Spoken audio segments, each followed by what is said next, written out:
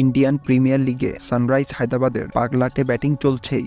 এবার লখনৌ সুপার জায়ান্টসের বিপক্ষে রেকর্ড গড়া জয় তুলে নিয়েছে প্যাট কামিন্সের দল।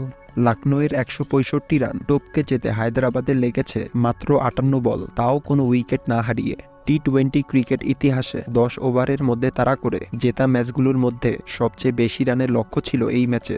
আগে ব্যাট করতে নেমে নির্ধারিত ২০ ওভারে ৪ উইকেট হারিয়ে ১৬৫ রান জড়ো করে লখনৌ।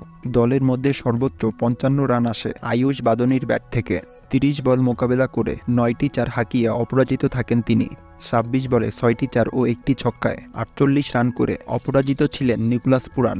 ৬৪ রানে ৪ উইকেটের পতন ঘটলে দুজন মিলে ৯০ রানের দুর্দান্ত ইনিংস খেলেন।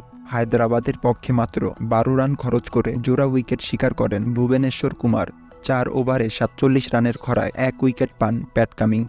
তবে কামিন্সের দল ব্যাট হাতে নেমে পুষিয়ে দেয় সবকিছু। পাওয়ার প্লেতে ১০৭ রান জড়ো করে হায়দ্রাবাদ, তাও আবার কোনো উইকেট না হারিয়ে। ৯ ওভার ৪ বলে তুলে ফেলে ১৬৭ রান। অভিষেক শর্মা ২৮ বলে ৭৫ রান করেন, মারেন ৮টি ৪, ৬টি ছক্কা। ট্রেভিস হেড ৩০ বলে ৮৯ রান করেন, ৮টি ৪, ৮টি ছক্কা হাঁকিয়ে। শুধু বাউন্ডারি থেকেই হায়দ্রাবাদ জড়ো করেন ১৪৮ রান।